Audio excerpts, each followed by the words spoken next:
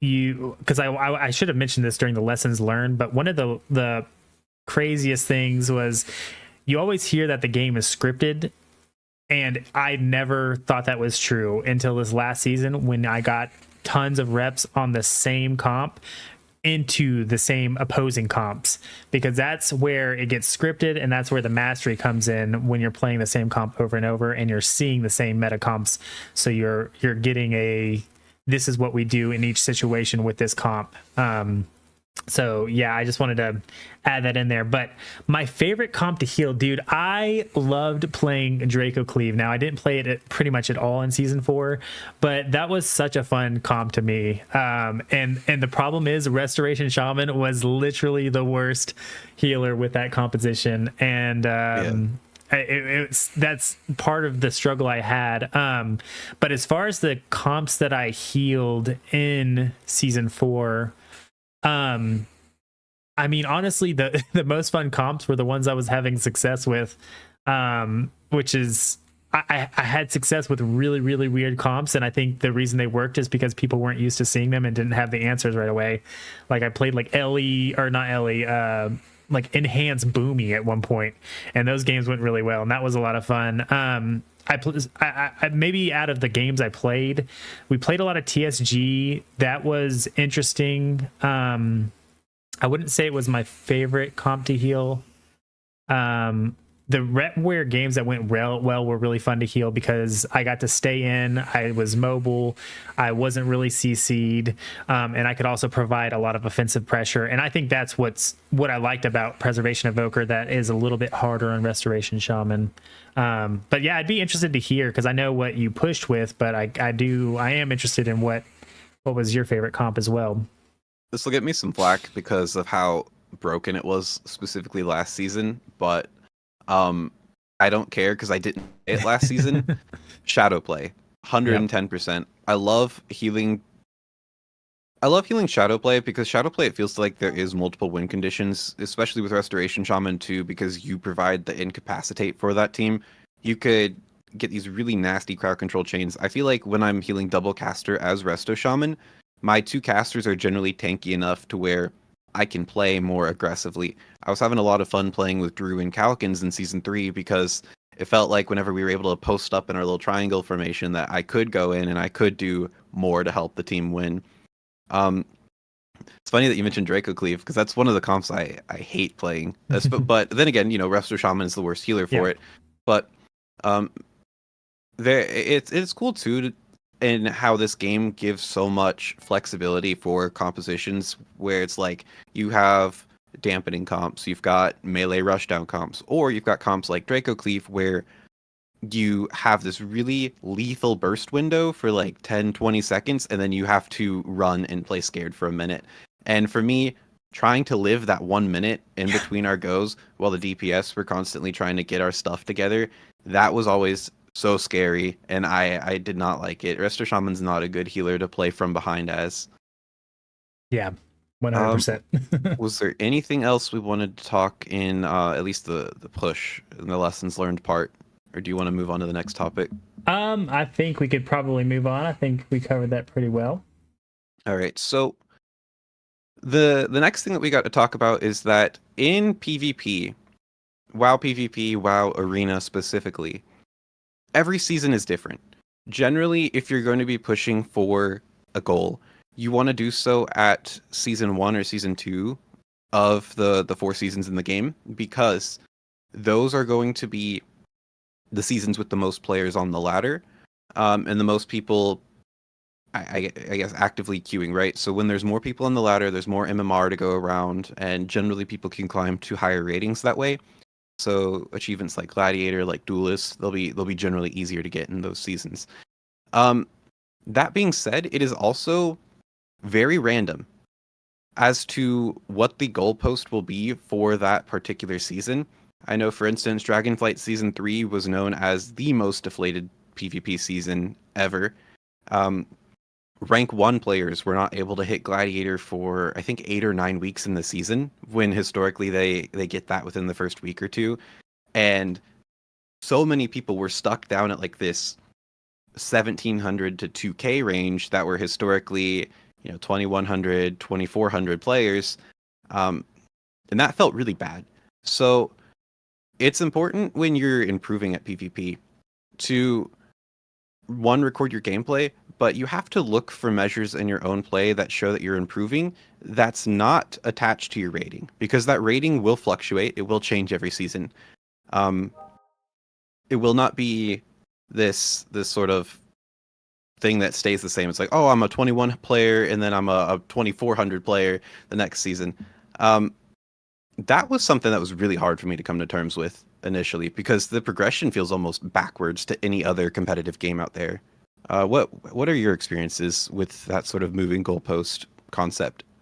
Yeah, so I think your explanation on it was really good. As far as like, it feels really bad when you get reset at the start of the season and then you have a lot of trouble, reaching a rating that is, I don't know, 800 points below your previous experience. I've got to say, season 3 going into season 4 felt fantastic, and I don't know exactly what the formula was or what exactly happened. It felt like they didn't reset MMR, and I don't think I saw a single player complain about it. You were able to get back up to 20, like 2100 pretty early on in the season. There was 2400 players like you were talking about, week 1 or 2 of Dragonflight season 4. And it felt amazing. There are cons to that. I know people would log on an alt that they had played the previous season, and their first lobby, in season 4, even though they were, 8 weeks into the season, they were in a 2400 lobby, and that's not necessarily fun. But to me, the pros of that kind of system completely outweigh the seasons where we get a complete reset of MMR, and then it seems like MMR is capped. I wish we could get the formulas of how they calculate all that, because maybe if we understood it more, it would make a little bit more sense. But yeah, I've kind of I've only PvP'd for 2 expansions. I started back in Shadowlands, and for me, it's kind of like, instead of looking at it, from this season to the next, I feel like kind of like you said, you should kind of look at it on a basis of expansion. Like, am I better in season 1 of The War Within compared to Dragonflight? But even that's not the best, gauge, because it's still going to be different. I've talked to a lot of people, and they think like percentage of ladder is really the most important, rating, but it's kind of crazy because all these rewards are tied to a rating that you see. It's a number, so it doesn't matter that I'm the same whatever top 5%, if that number is completely different and the rewards I want are 1800, 2100, 2400. So yeah, I would say the moving goalpost is a really crappy system. I don't know how they fix it, but it would be really nice if you could feel like you're getting you're going through progression constantly, because all I've done is get better throughout Dragonflight. But until season 4, I didn't really have anything to show for it. Yeah, and my biggest advice to people who are just jumping into PvP, or they may not really feel like they're getting better at the game, is just to record your own gameplay over the course of a season, and look for factors in your mechanics that indicate that you're getting better. Are you making correct cooldown trades? Are you able to live longer against one composition now than you were then? What is your positioning like? There's a lot of mechanical factors, and there's sort of factors that are not tied to your rating that you can tell that you're improving as. And so I would put more of my attention on that than the actual rating itself, because the rating will come. Right, if you master those mechanics, you get better at the game, you get more repetitions in as your class, you get more class mastery, the wins will follow. That was something that took me so long to internalize, and it still is something that I struggle with too, because it's like you hate logging on and not seeing your rating go up, or you may even lose 200 rating in a session. That's happened to me multiple times, and it's never felt fun either. Which I guess is a good transition into our next point, which is coming to terms with that failure. That, you may try your absolute best an entire season and not get anywhere. or you may come up 6 points short. I was literally 6 points short, dude. It was so sad. And then I came to my elite game 5 times, and I lost all 5 of those games. The most tragic one was one where Calkins and I were playing against Dancing with the Stars, and we were right about to get to the kill window. I was already having a rough night. I was at 300 ping, right? I was having these like weird server world lag issues. I'm like, guys, I don't know if I want to be playing right now. It's like I got these world, and they're like, oh, just play it out, just play it out. And then right when we get to our kill window, we got them in the checkmate position. Calkins lags out. Unfortunate. But I guess before I'll pass it back over to you. But that the idea that coming to terms with failure, you know, it's failing's not always the end of the world. You know, we start out these series as content creators. Obviously, we want to give you, the viewer, a good story that, you know, you can follow along and get inspired by. But sometimes the hero doesn't walk away as like a winner, or like maybe the goal's not achieved. And even though you get valuable wisdom from the journey of getting better at something, or, you know, whether it be WoW, PvP, or any skill, you may not always get to where you expect to be or want to be, but learning that that's okay and that you still, you know, are getting better, you still are moving forward is a really good thing to keep in the back of your mind. Yeah, so when it comes to just dealing with failure, and I think this is true not just in World of Warcraft but just in life, is like you just got to take it as a learning experience. With every failure, there's got to be something that you did wrong. I'm very much of the mindset that, like, you know, it's never completely, you know, out of your control. It's their fault. Like, I'm talking to, I probably shouldn't go off on this tangent too much, but there's something I could have done better this season to probably reach the goal that I wanted to. Like, looking specifically back at season 4, I think I didn't take the gladiator push seriously enough early enough in the season. I think I waited too long into the season to really try it. I think that I didn't look for comps that went with my specialization very well. I probably should have thought about this a little bit more, but I'm doing that to say, like, I am more motivated and more confident now at the end of season 4, even though I didn't hit my goal, than any other season, because of the progress that I made. And I guess that's really what it takes to deal with failure is, what did I learn and what can I take into the future going forward to help future endeavors more successful. Yeah. I part of me, and you know, that going off of that concept of regret, part of me regrets not playing season 4 seriously, because I started 3 days before the season end, and I was able to squeak out Duelist. It was great. It was great having that inflated into season MMR in the twos bracket. But you know, I guess just coming to terms with the decisions that you make, and then accepting the consequences and moving forward is ultimately the best thing we can do. Which leads us to our next. Let me add one more thing, because I think not looking for things to blame, rather focusing on what you can do yourself. That's going to be my biggest thing, because it's so easy to be like, oh, my spec is shit. The meta is broken. Assassination rogues are just kill me every time.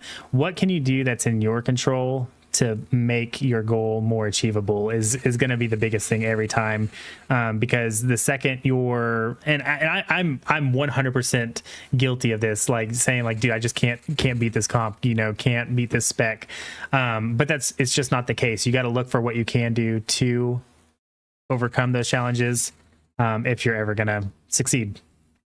Seems like you kind of smoothly transition into our next point that we're going to, which is that mindset is important.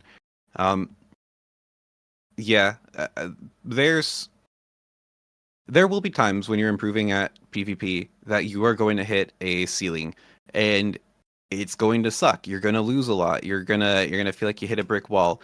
And in order to overcome and push through and level up to the next level, you have to almost like solve a Rubik's Cube or like solve a puzzle type of deal to figure out, okay, well, what variables am I doing fine? And what am I struggling with at the same time? So you may also psych yourself out. Some of the, like, I know when I was pushing for Glad in the season that everything was deflated, at 2300, which is still duelist, mind you not, I was in lobbies with like Calvish and Tuna, and then Calvish and Tuna on the same team. Granted, they were on alts, but you start seeing these big names and you start psyching yourself out, and you're like, oh man, like I don't know, am I really at this level? Can I really beat these players? Or like, and that could cause you to temporarily choke, but we're on the theme of mindset, like learning to there's like multiple ways I could go with this, dude. Like we could talk about your overall confidence, learning to be more confident in yourself, that you can solve these problems, that you can improve at the game, but also understanding that the barriers may only last for like, oh dude, what's the words I want to find here? I'm gonna think on this for a second because I don't want to just ramble out BS. Yeah. For instance, you were talking about going up against specific comps, like, oh, these comps always kill us. For us, it was like Affliction Warlock, Asa Rogue. I think that was still a really good comp in season 4 too. Yeah, that was right? absolutely the best comp. so it's like, okay, well, I can never beat this composition. And we were getting demolished by F tier playing that comp too. Rank 1 players like Shaz and Dorito and everything like that. And so I could easily just be like, oh man, I'm never going to be F tier on this comp and it's broken and it's stupid. Or I could be like, okay, am I using my earthen walls well? How much damage am I absorbing? What's my actual throughput looking like? Am I healing the right damage at the right time? Because, there's certain cooldowns we can activate, like Ascendants that increase our healing, or like Wings if you're a Holy Paladin, or I don't know what Preservation Evoker has, maybe Communion at the right time. So learning to get in that right headspace to improve will actually help you improve, as well as not psyching yourself out in the process. I think that's where I was going with this whole line of thought. Yeah. And then you were talking a little bit about it earlier. Do you have anything else to sort of add? Yeah, I mean, I think the most successful arena players are going to be the ones that are untiltable. And I think that's, probably an impossible goal to achieve. But the more successful ones are going to be the ones who are less prone to getting tilted. Because I think it's very easy to have that happen in WoW PvP. You just got to work through the losses, figure out what you can do better, and try to be like, when you're having fun in general, I think everyone's going to be playing better. And multiple times throughout my push, I was like, oh my gosh, I'm just grinding these games out. I'm trying to beat these comps and they're just beating me. And like, maybe once you get to that point, you need to stop, or you need to really be present with your mindset. You need to realize like you're in that bad headspace and you need to try to pull yourself out of it, or maybe stop queuing. Because I think you're right. I think mindset is a very good portion of how well you're going to play. And you were talking about confidence a little bit as well. Because of how much better I did at the end of the season, I was so much more confident playing other games like after we were done pushing. Like my confidence level, it came from the rating, but probably more from the number of games I played and just pure volume of games I played. And I think so confidence and trying not to be tilted is going to help a lot. And confidence only happens one way, and that's grinding out your games. And trying to improve your gameplay. Obviously, you shouldn't just bash your head into a wall, queuing as many hours as you possibly can every day. Doing VOD reviews will probably help increase your confidence as well, when you can see you're improving, or maybe noticing what you're doing wrong. Because that's one of my biggest problems is actually watching my gameplay back when I'm free to be able to do that kind of thing. I just want to play. But yeah, confidence and just keeping your mindset right to where you're not playing tilted. burnout's definitely a thing that can happen too, and you don't want to play past the point of fatigue too much to where you just absolutely burn out and just hate the game for a while. I think I was definitely guilty of doing that. Wrong. Just push through that. 8 hours a day. What the Just hell are push you through doing that. thinking that you can Just stop push playing through WoW? that. Yeah. So you're talking about VOD reviews. Both of us were lucky enough in season 3 to actually get coaching and VOD reviews from a BlizzCon champion himself, Sidu. And what's fascinating is having that rank 1 player look at your game, that BlizzCon champion just be able to look at your own gameplay and break down aspects of your play that you don't see, ended up being so powerful because, you know, at least with my review and yours, and they're both up on Erratic's channel if you want to take a look at it on YouTube. When he went over ours, I know we were fangirling in the first one, but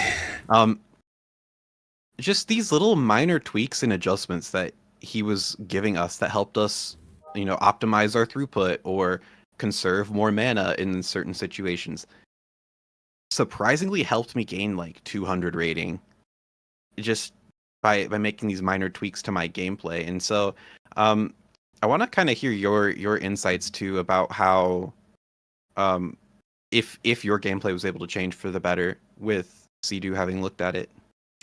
Yeah, I mean, so like I just grinded every Dragonflight season out, and then Sidu comes in and just drops like mind bombs on me. Things that I thought I'd kind of perfected, you know, minor rotational things. He noticed that I even knew, but I wasn't enacting in my gameplay. And then, like you said, minor details that like just completely improve the gameplay. Like I think one of his tips to me was like, when you drop a totem like behind a pillar, you can just go and walk by the pillar. You can treat that as a, you know, I can move where I want, because you're either going to have to go behind the pillar and kill the trimmer, or you're going to use fear and I'm going to, you know, get that DR reduction and I'm going to get right out of it. That was like crazy to me. And I'm trying to think of like, there was one other tip and it was just so crazy. And honestly, it probably wouldn't hurt for me to go back and watch it. But yeah, it's crazy. Every class in WoW has so many abilities and so many ways to use them. And you can feel like you're a pro at your class. And then to have someone who is actually rank 1, who has learned exactly like exact specific situations, where maybe your class excels at passing by another class, like it's crazy. Yeah.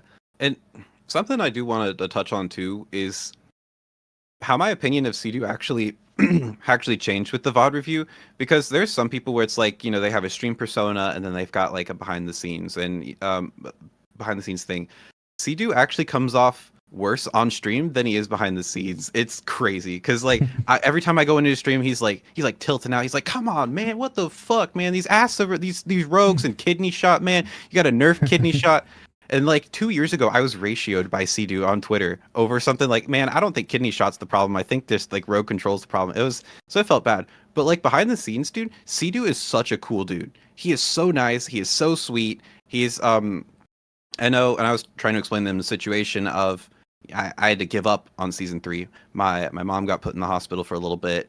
There was a ton of layoffs at my work. There was like I had to work 60-hour work weeks. It was crazy. He was really supportive, and him and Mez even offered to play with me for a little bit. And I wish I would have taken him up on it, but I just straight up did not have the time. So I did want to say, you know, big ups to Sidu. Shout out to Sidu. He is a really just honest and genuine dude. It was very kind of him to just, you know, look at our gameplay and tell us what we needed to do to improve. And you know, he didn't have to do it, but he did. And we were able to reap a lot of benefits from it, just in improving at the game and getting better. Yeah, I'd like to add on to that just a little bit more, because one of the things I've said on stream like so much, and this kind of goes back to like, don't look for things to blame, because this is kind of me blaming something. But I've often said like I don't think, you know, 3 duelist players could ever get gladiator in a season, and part of that comes to this game knowledge and looking for help. Like without the help of like these more experienced players who've been playing the game for 10, 20 years, it's so hard to get that knowledge, like even if you're grinding out games, because you don't know what you don't know. And for him to come in and, you know, do those VOD reviews and give us that knowledge, yeah, huge. Do you think you still hold that position to this day? I you know, I've had people, I think it would require, yes, I do. I mean, for the most part, I think if you took a really, really broken comp with broken specs, maybe you could punch it out. But like in my case, if I were to get it with two duelist players, how much experience have I had playing with gladiators in the past 2 or 3 seasons now? Like maybe I get it with two other duelists, but I've had the experience of playing with much better players, and I've gotten a lot of information and tips from that. I think it's very hard to improve to the point of gladiator and higher without getting the help of somebody who has been at that level. Fair. I do slightly disagree with you still, like at least on the point, because I do think 3 duelist players can get it, but I do think that they do need to outsource the knowledge of maybe having like a Glad look at their gameplay, or maybe study more, ask questions to better players than themselves, because ultimately I think the main difference, at least between duelist players and elite gladiator players, right? Having played, I've played at like, you know, 2100 MMR and 2500 MMR while I was at 2300, is just consistency. It really is. It is a level of, you know, can you perform well like 70-80% of the time? And there also is like a skill difference between a low duelist and a high duelist too. So like a 2100 player plays very different from a 2390 player. Yeah. And I don't know if you've experienced that, at least in your games as well. So maybe if like there's a couple high duelist players and they're always playing together and they're playing the exact same comp from beginning to end of the season, I think it is possible for them to hit Glad on their own. It's just going to be a little bit of an uphill battle. Yeah, and that's kind of more what I meant is I think you need the knowledge. I don't think that you necessarily need them playing with you, but it's mostly knowledge. Like I think I may prove that theory wrong next season if the participation is good. If I were to play like with Rami and Roids, who have played, you know, DK their entire career and Warrior their entire career, TSG is looking really strong right now. If we played it all season, we're all 3 duelists. None of us have been, you know, above 2400 out, you know, in 3s, then yeah, it may prove wrong, but it's like it took so much to get there. So yeah, maybe I'm misspeaking, but my thought on that is more of in one season. Like I don't think 3 2100 players in one season are just gonna like get it and lock in and get the gladiator, you know, in one season without having that as the goal for probably multiple seasons in a row. That's fair. Okay, I kind of get your stance a little bit more on that now. Thanks for clarifying that. But that you did bring up a really good point with meeting like Rami and Roids, because I don't think you met them until season 4, right? Yeah, I mean, like we only queued together. I probably met them maybe 6 weeks before the end of the season, maybe a little bit more than that. I don't remember exactly. And there is such a great importance to networking when it comes into PvP, because it's like you find these players that, 1, you mesh well with personality wise, but 2, have classes that you play well with, and then 3, also happen to have a similar schedule to yours. It's very difficult at first. It's a lot of trial and error, especially if you're newer to PvP. People don't, at least in the arena side of things, when you're not playing solo shuffle, if you really do want to get gladiator, you have to put yourself out there and you have to network and you have to try and find people. That is like a third of the game in itself. It's just learning how to, you know, network and do well. And granted, there are exceptional players who are shitters. Oh, that's not really family friendly of myself to say, but you know, there are really good players who are very toxic, and you can see if you go and watch their streams, it takes a very long time for them to get games. So being a tolerable teammate is just as important as actually being a good teammate mechanically as well, there is this big social aspect to WoW. It is an MMO. It is MMO PvP, and your reputation does matter, but also learning how to make friends can help you stay out of LFG and actually get more repetitions in.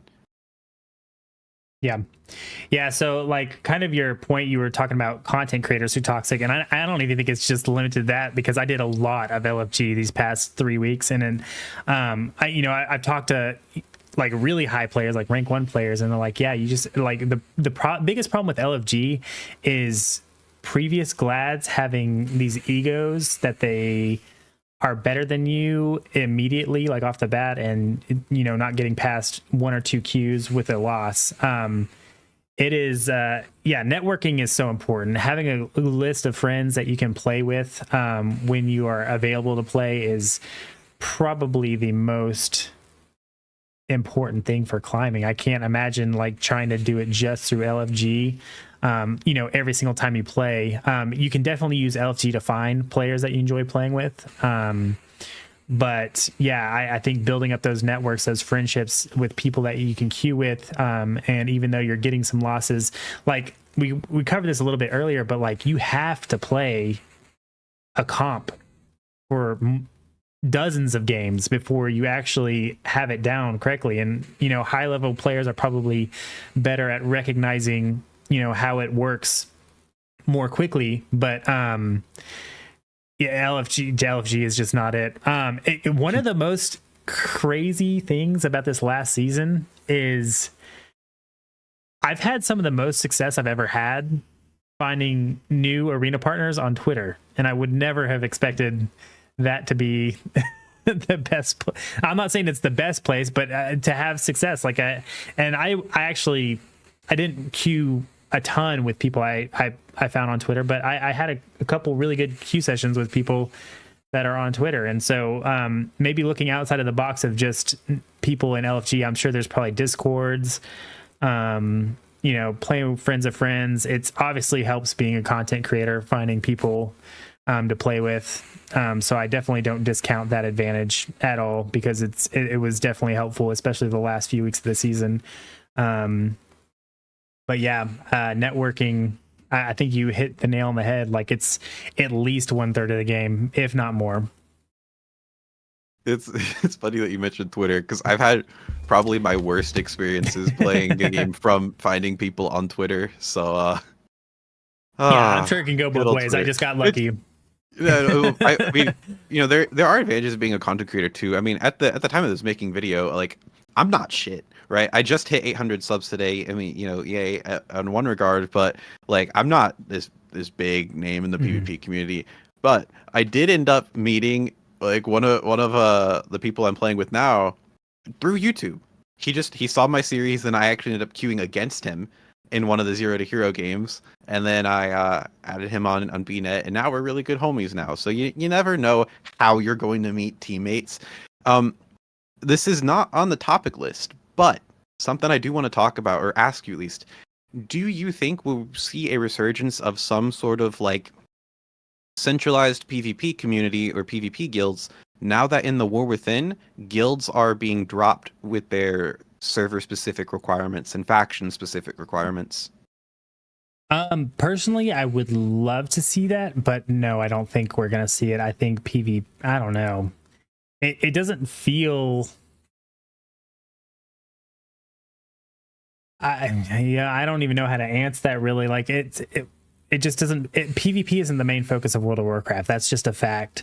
Right. Maybe with the faction server requirements dropped, maybe we do see some PvP guilds, and I think that would be great. But I think when we're talking about networking, I don't think anyone has 50 people that they'd like to play with, and maybe that's because guilds aren't a thing, but I think RBGs are going to die with the introduction of solo queue RBGs, and I think that would be the main motivator behind having a huge guild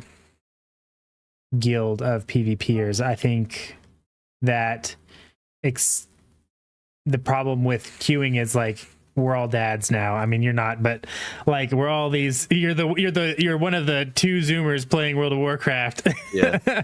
And like everyone's got work, and I would love to see like just Zoomers flood World of Warcraft, because I think that would be absolutely amazing for the game. But the fact of the matter is, like, a lot of people have families now, work responsibilities, and so you've got these 2 or 3 hours to queue, maybe a couple days a week. And I think the communities that you're going to be looking for are really just a close-knit friend group. But I hope I'm wrong. I hope we do see a resurgence of guilds. I would just love to see what that looks like. What do you? I mean, are you thinking we're gonna see them? Since you're asking the question, It could go one of two ways, right? We could see maybe a couple prominent figures in the PvP community do end up creating these guilds or these communities in game, and we'll see more of that in-game interaction. Or maybe we will see more guilds dip their toes into PvP. You know, maybe they just recruit PvP players who happen to do Mythic Plus. I know I'm looking to do more like PvE content going in the War Within, and having that that crossplay, sort of that integration, more people trying out the PvP. You know, BG Blitz is coming in to the War Within. Right? We've got that a little bit later on the list, but that could also be a factor too. That'll get some people in the PvP. How big that number is actually going to be, or if there are going to be any PvP communities, it's still an unknown. I am hopeful, but it could go one of either way. I think the problem is you only need a maximum of 3 people to play with. Yeah. And, you know, BG Blitz, I think, is going to bring a lot of new interest. I think we're going to talk about that here in a minute, to PvP.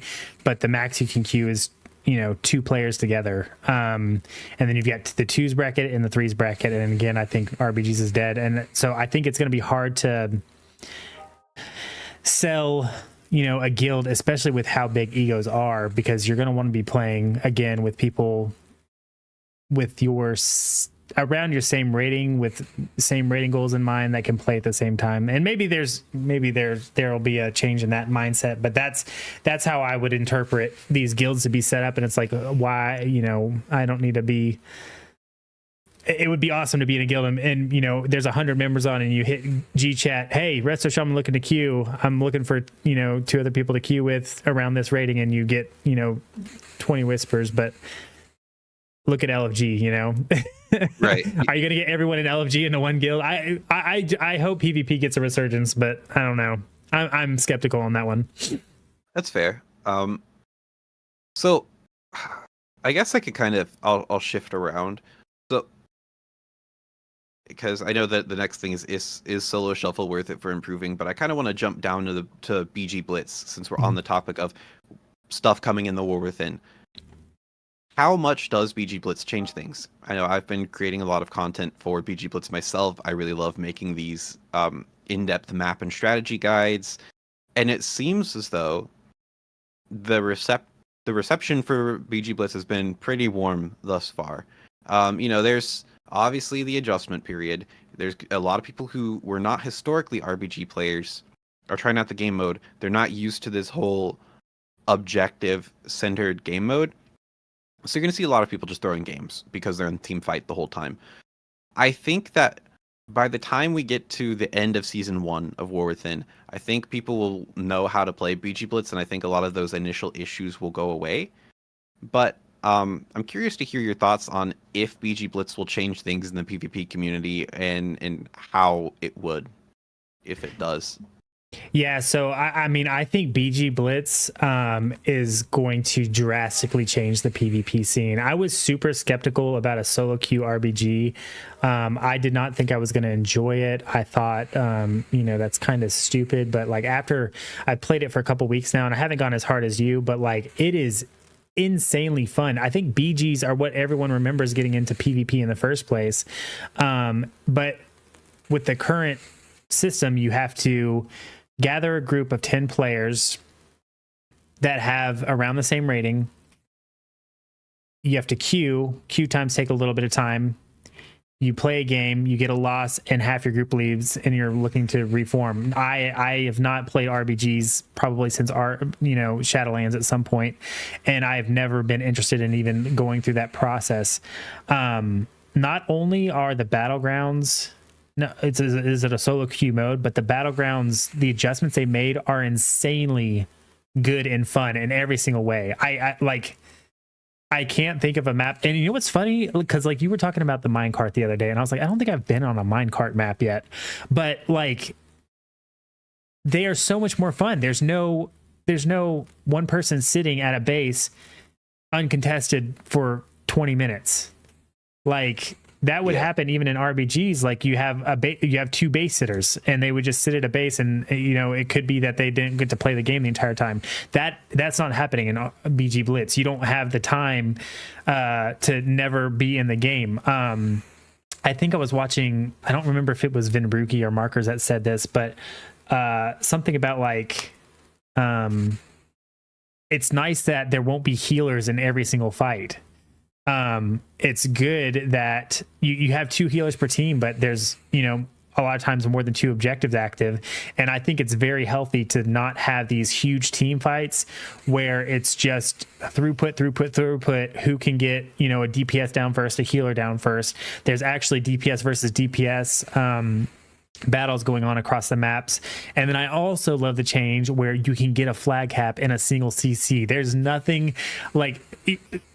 I've had that thought since like Cataclysm, where it's like, why can't I capture a flag when something's sitting in like a freezing trap or something like that? It is so nice to actually be able to like outplay and get these things done, because there's still answers to that CC, but like I think Battleground Blitz is going to bring so many players into it. I think participation in rated PvP across the board is going to blow TF up. Now, will it bring players into the other brackets? I don't know. I'm afraid that solo shuffle queue BG Blitz is going to hurt the threes bracket. I hope it doesn't, but I went into Dragonflight knowing I wanted to push threes, and the first season felt like dog shit because everyone had started solo shuffle queuing even with the terrible queue times, and now you have the option to solo shuffle queue and BG Blitz queue at the same time. When are you ever looking to LFG with a new player in threes? Especially with how fun BG Blitz is. I had one more thought, and I'm trying to remember it. But on the other hand of that, BG Blitz could also just shut down solo shuffle queues. The ratio of healers to DPS is perfect. At least right now, what we're seeing in the pre-patch, queue times are the same for DPS and healers, and it's about 5 minutes.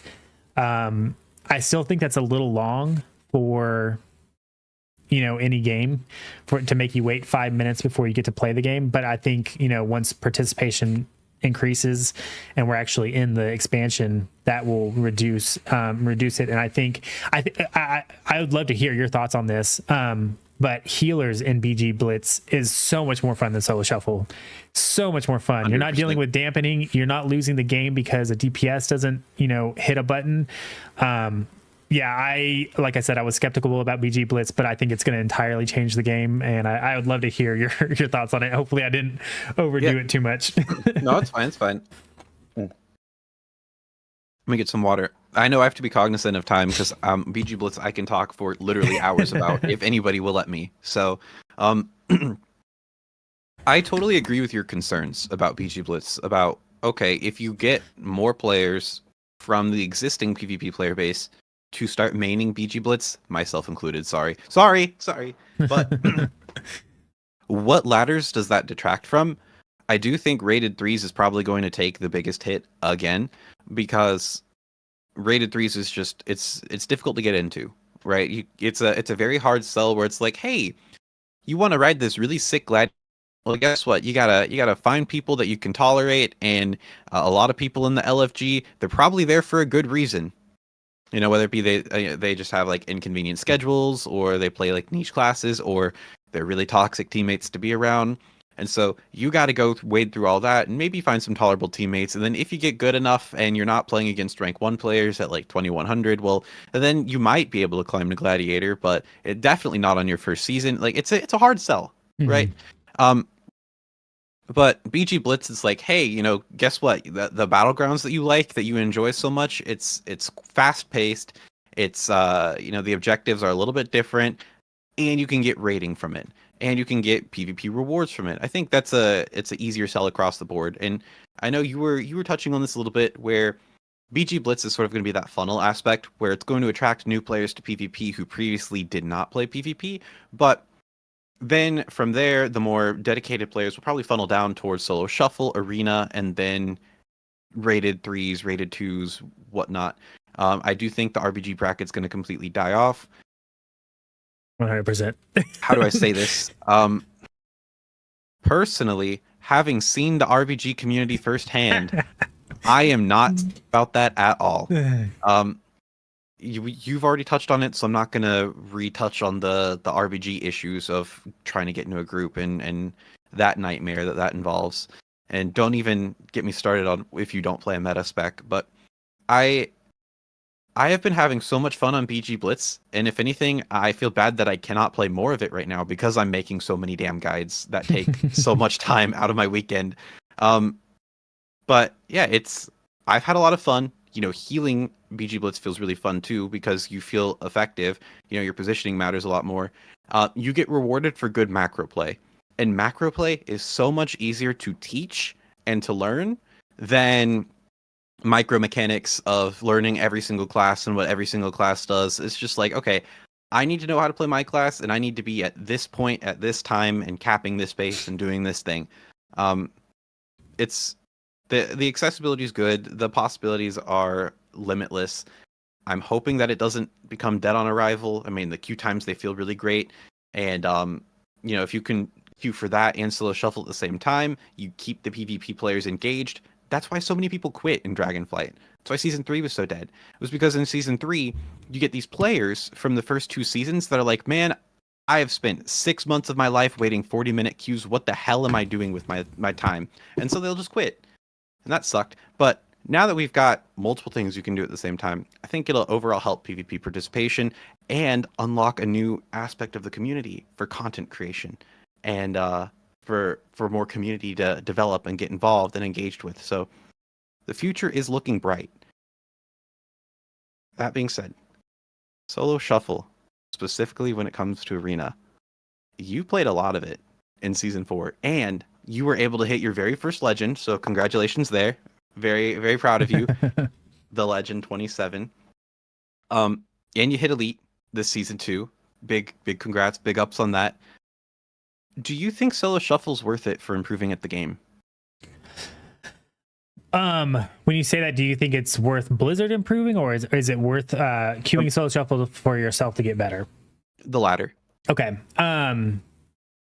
It is completely different from threes, but that being said, I think there are a lot of good things you can learn. As a healer specifically, I don't even know. As a DPS, you'd have to ask somebody else, but I think rotationally, pure throughput wise, as a healer, there's definitely things that you can learn through solo shuffle. And I think what's nice about solo shuffle is, again, it's all put on your back. Yes, you're going to lose some games because a DPS doesn't press it here or there, but everybody's dealing with that same exact issue, right? So you're climbing or not climbing based on your performance, and there's nobody to blame but yourself. And that's what I really love about solo shuffle, is because sometimes in, like threes, it's like, well, was it me there or was it my teammates? I don't really know. But in solo shuffle, on average, it's your gameplay that is going to affect whether you're getting better or not. And I do think I learned to play better because of the amount of games I put into solo shuffle. Again, just volume, building confidence. It's weird though, because healers specifically, like, it's almost like games get easier after a certain point because your DPS start playing better, and then they start getting harder again once you get up to like the min-maxed ratings where every DPS knows how to play really well. Then it's kind of back on you again. But yeah, I would say as a healer, it's definitely worth queuing Solo Shuffle. And honestly, as a DPS player, probably you should go queue Solo Shuffle as a healer. I think that would make you a better DPS player. I think that might sound crazy, but like even more so than threes, I think any DPS healer that picked up a healer in Solo Shuffle would probably learn a lot about their class and about the game as a whole, especially lower rated players like duelist or below, maybe even higher. I think it would be eye-opening. Totally agree on that point. If you are a DPS player, even if you don't want to main healer, I'm not trying to tell you you should main healer. I'm just saying play it a little bit. Try to get 1800. Walk a little bit in somebody else's shoes. It will help you so much as a DPS player because you will understand what your healer is trying to do to keep you alive, how your positioning affects the game. Maybe it's a bad idea to run behind a pillar. I didn't think that I would do this. And Nanner, if you're watching this, I want to apologize formally. I decided to play Frost Mage, and it's like my biggest complaint as a healer was like, man, I hate it when my DPS go for kills and they just like chase behind a pillar and they die. And I did that on the class that you should never do that on, which is Mage, and Reflex did that too. While the healer was healing. So it is good to play both roles because you have more wisdom, insight. You start to think about the aspects of the game that you may be lacking with, and you think about your teammates more too. Because Solo Shuffle can be good for like solo mastery of your class, getting repetitions in of your class. But it's a little bit different from threes because you're not in comms. You're not really playing as much of a team game in Solo Shuffle. Because it's like if I'm a DPS player in Shuffle, I'm just trying to beat 3 other people. Then the healers, I don't even care about the healers, right? And then the healer, I'm just 1v1 in the other healer and praying that the DPS are competent enough to not have one of them go 06, so my time's wasted. And, so Solo Shuffle, I have a love-hate relationship with, because it's like, if 3v3 is a red apple, I would say Solo Shuffle's like a green apple. They're both an apple. They taste like an apple. You can look at them and you're like, this is an apple. But they taste a little bit different. They're made a little bit different. They're not quite the same, even though they're similar.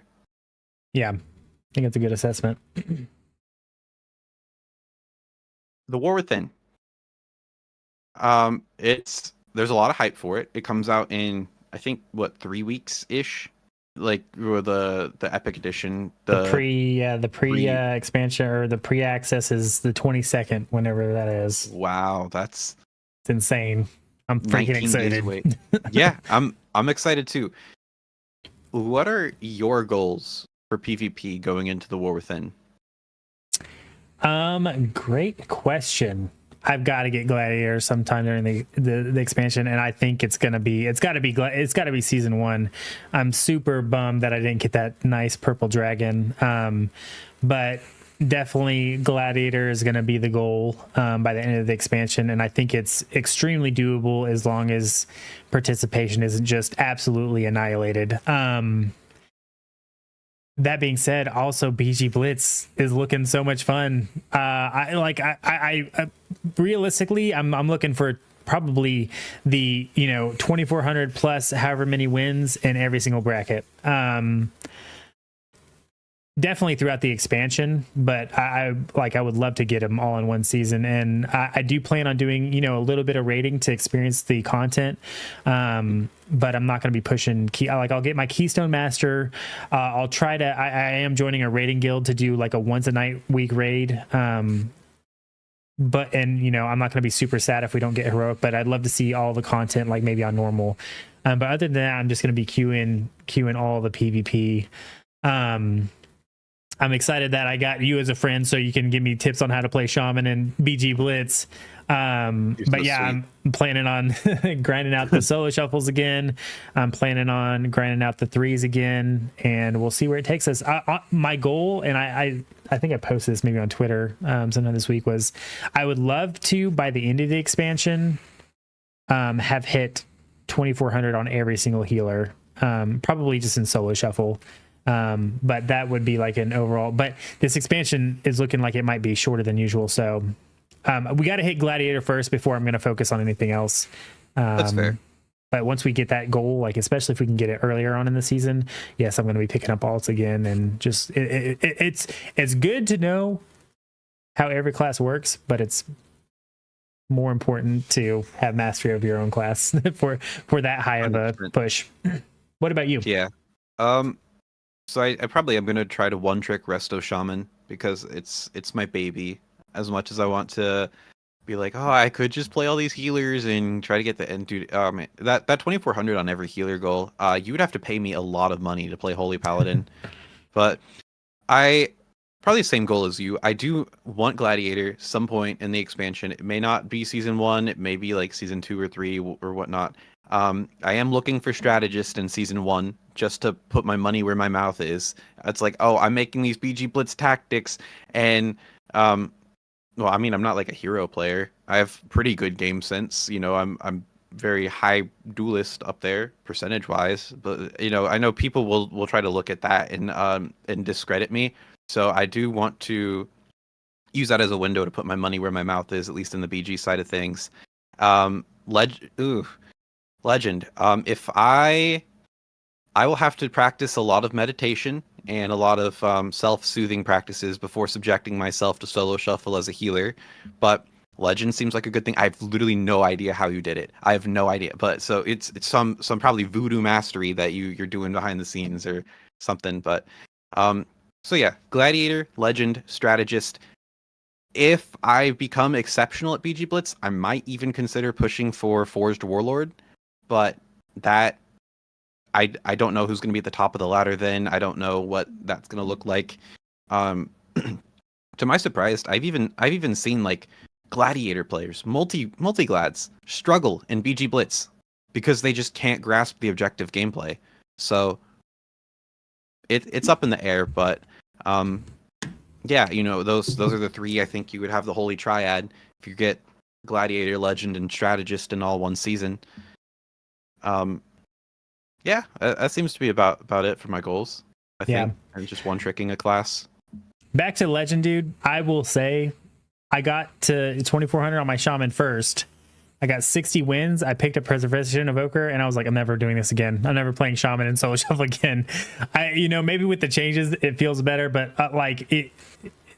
Shaman just feels so bad.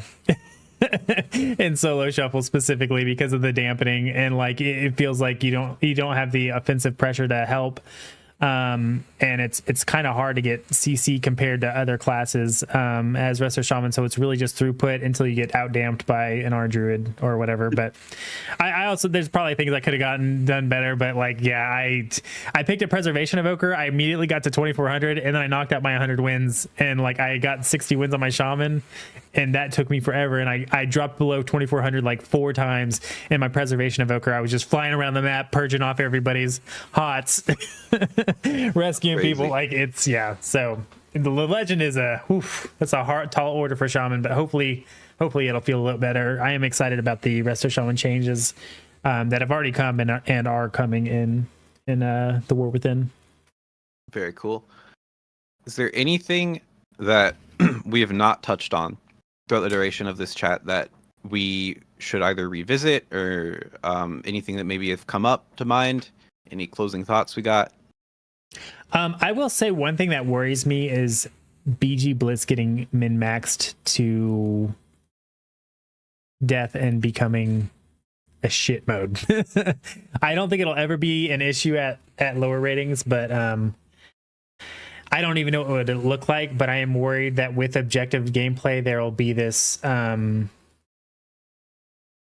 don't know, just min-maxed, super boring way to play to get wins, and I don't know. But hopefully that won't come at all, and if it does come, hopefully it's not for a while.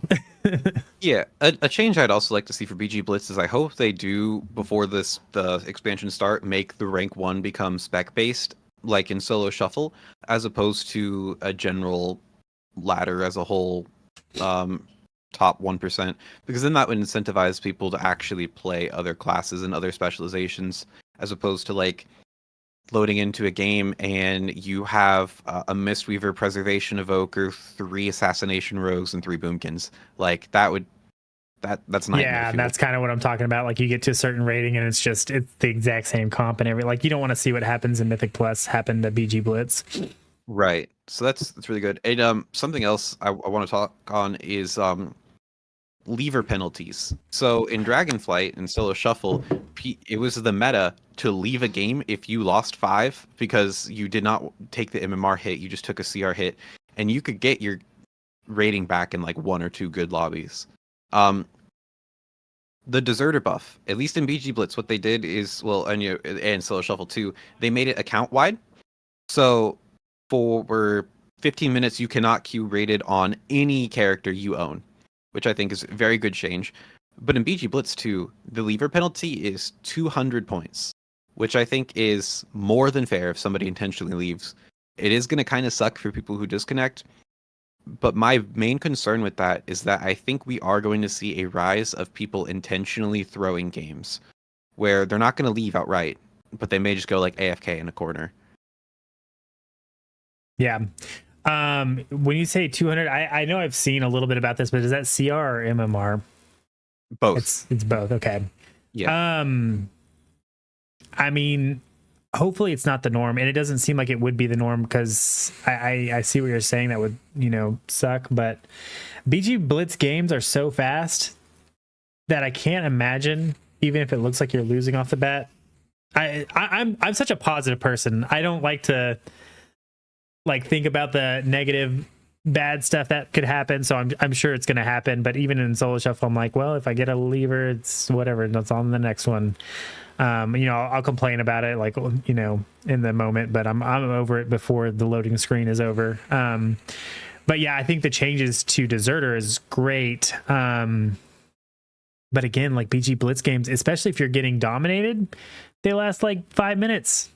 Why not just play the game, but yeah, you're gonna have that issue in any game you play ever. There's gonna be griefers, and just hopefully it's not the norm. Hopefully we get so much participation that you only see it one every 25 games or something. I don't know. Right. Is there anything else you want to touch on, or do you want to call it there? I think we've been going for about an hour and 15. Yeah. Let me look over our list here really quick. Sure thing. Yeah, I think that was pretty much it, dude. I really appreciate you coming to me with this idea and putting it together, dude. Like it was, I love having long form conversations like this. I'd love to, do this kind of thing more often. It would just be, we'd have to have the right topics for it. But yeah, dude, thank you so much for putting it together. Of course, man. Thanks for having me on. I know you're currently live streaming this, and then I will try and edit this down and put it on my YouTube page. But thank you for hosting me. Thank you for taking the time out of your night to have this chat. And I hope that we're able to start a couple good discussions amongst the PvP community for what's to come. All right. If you're on Moon's YouTube, leave your comments on our thoughts down below, and make sure you toss him a like and a sub because he's putting out the juicy YouTube content. And then if you happen to have TikTok, you like little goofy clips here and there, let me point. No, the other way. Hold on. Yeah, my boy Erratic over there, he's got the juicer content. He makes the good stuff. So definitely check him out. Yeah, thank you very much, man. It's been an absolute pleasure, and I really don't have another closing sentence. I'm excited to see this on YouTube, man. Yeah. I'm excited to see this Talk to you later. on TikTok, man. Yeah. You as well, man. Peace. All right, I'm going to stop the recording. And then I'm going to log off and let you finish out your show. Yeah, all right, good chat, man. Good, man. If I just, because I don't leave the Discord call, is there like a button that I press on here to like? Yeah, I can just end the stream together thing. Is that what we're talking about? Yeah. Oh, I can press leave stream together. There we go. All right, there we go. Thank you for joining. Yeah, thanks for doing that, man. That was fun. Yeah, of course, man. All right, I'll let you finish the rest of your stream out. Have a good night, dude. Thanks, dude.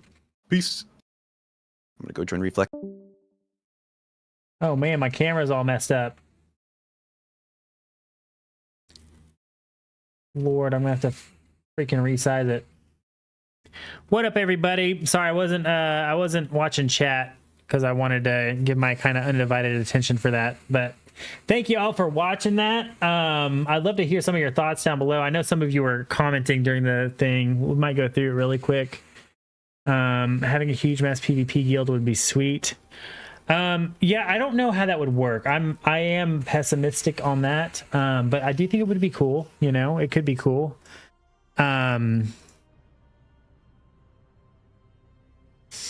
As a resident base hitter, I used to watch TikTok some matches because I knew my base wouldn't get hit. Yeah, dude. I think that is the biggest change to BG Blitz, is that we shouldn't see that anymore, hopefully. Whoops. I don't remember how small my camera was. We'll figure it out. Solo Shuffle already did its damage. I don't think it's going to impact threes. I think that's copium. I think it's copium to think BG Blitz isn't going to affect threes even further, but we'll see. You could be right. Even so, just being able to send out a message to a bunch of people at once. However, again, people would probably only invite if you have XP. Yeah, like I think I don't know. I think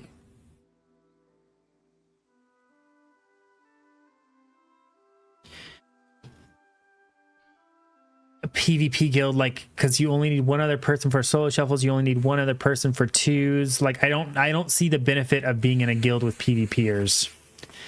Like, that's kind of what your friends list is for. It kind of feels like. What's up, Nezzy? Good morning. Erratic easy pumps the 2.4 and climbs to top 5 rest to shaman and solo shuffle. That actually that would be, I don't know about solo shuffle, but that would be fun. People have tried mass PvP guilds. Unfortunately, when rating is involved, there's some elitism involved always, and I think that's kind of what I couldn't articulate. I think that hits it on the head, though. I think there's always going to be a sense of like, this is what we like. I need this experience, whatever. Not a very welcoming community. Yeah, there's people you enjoy playing with, and having a group of 100 egotistical PvPers all together at the same time, that'll be hard. I do my absolute best to not have an ego ever at all. But you guys have seen me, like when someone crazy joins the group and or like is requiring crazy XP, and then I go check PvPM and they're like, whatever. That's not me being elitist, though. I think that's me like that's like they attacked first, PvP guilds don't really make sense to me unless you're in the world PvP. Yeah, and that's not a thing. There would have to be some sort of like 40 versus 40 or bigger like incentive to do that kind of content constantly, or maybe not that big, but like 5 or 10v10. Don't say world PvP not a thing, you motherfucker. So like when there's dailies, yeah, there's world PvP for that, but is there people actually out there world PvPing right now? Am I wrong about that? Is there people who just log on and world PvP? If there is, I don't think it's a big group. I just killed 6 1800 players. Yeah, I mean, you just log on every day and go kill the 1800 players. When I say world PvP, though, I'm not even talking about like out in the world just killing players at a time. I'm talking about like there would have to be like some zone or something like that with incentive to win it. Like, like something like I don't know, Tol Barad or something like that was constantly going. It's super niche, but it's there. Well, I must be uninformed then. Dude, I don't think the Mage Tower is doable right now. I think the tuning is wrong. I was gonna suggest this as something you could do in between now and the War Within, but I genuinely don't think it's doable. I think my mouse is double clicking. Like I've done enough of these, and I've gotten the book from doing every single challenge, and it doesn't feel doable right now. I shall have vengeance on Thunder Totem, and you. There's a niche RP world PvP guilds out there. Yeah, because with war mode off, no, that's not, to me, that's not like world PvP though. That's like, when I'm thinking world PvP, I'm thinking stuff like Tolvarad. Yeah, I did especially at the beginning of seasons, I would go out and do the PvP quests and you'd engage in some PvP, but that's not world PvP that you would benefit from being in a guild on. Tower was easy for me. Only class I didn't farm legacy gear. Okay, let me try marksman. I haven't played any marksman, but this feels insanely difficult, and I have to keep min pet up on my pet at all times, and sometimes it's not even enough.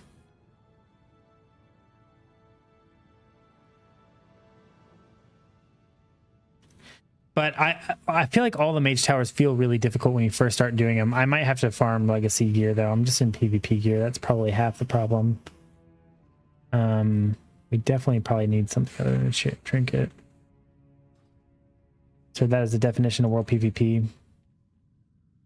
We're talking about world PvP that would benefit from being in a guild, and that's I don't see that as being that.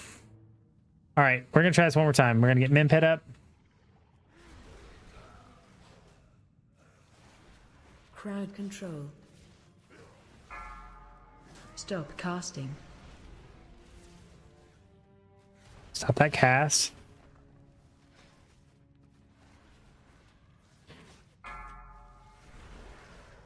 AOE incoming. Crowd control.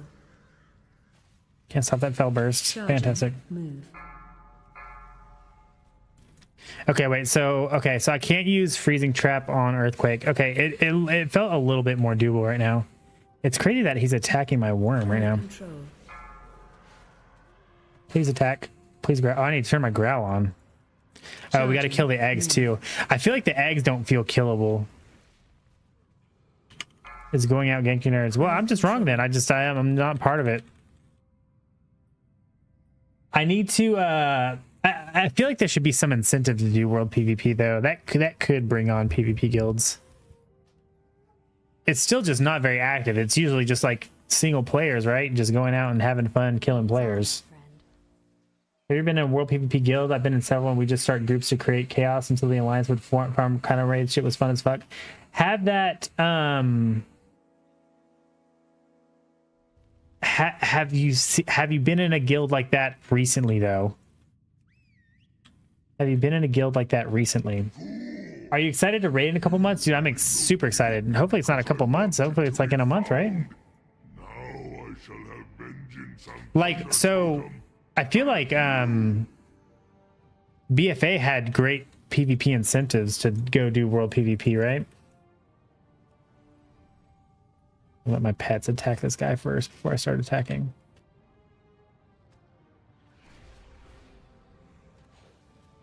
Crowd control. Stop casting.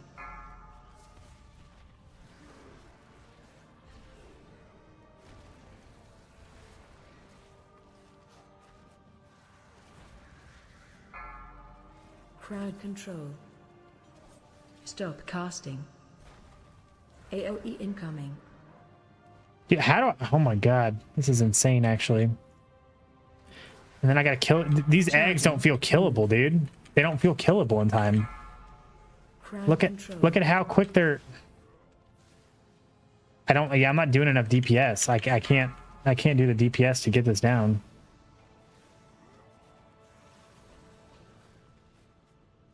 Charging. Crowd control.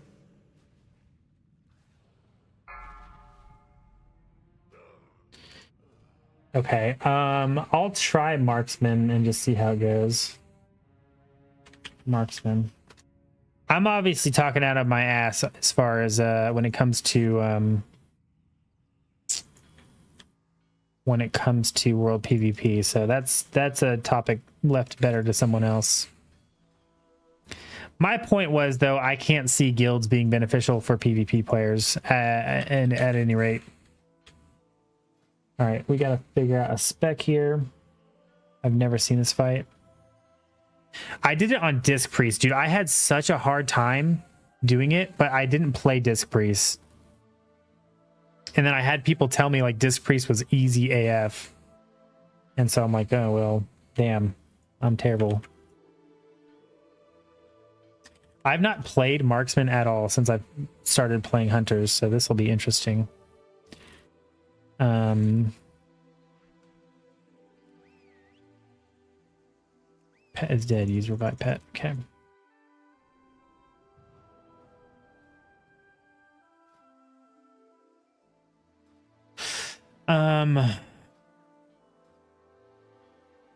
Dude, the spellbook thing change is killing me. Okay, arcane shot. We don't use arcane shot, right? There's something like that replaces arcane shot, I believe. Disengages in the same spot. Hunter's marked in the same spot. Has to be with the cheetahs in the same spot. Implosive trap. Roll a fire trap. Explodes. Probably need that, huh? Rapid fire, that's a cooldown, right? True shot.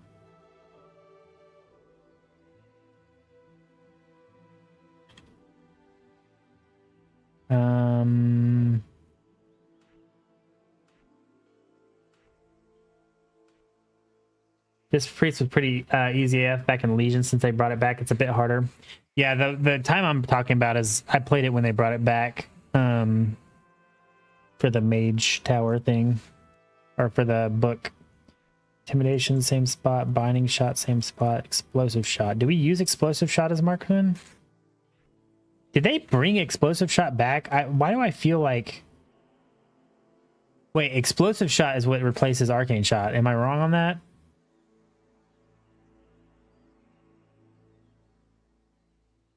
Oh, yeah. Oh, wait, it's got a 30-second cooldown. Never mind. We have tar trap. Kill shots in the same spot. Bursting shot. Fires explosion of bolts. And knocking them back. Master's Call. Main death. Pet concussive shot. Do I have concussive shot on my bars? I do. Flare, steady shot, counter shot. How does steady shot work? Freezing trap.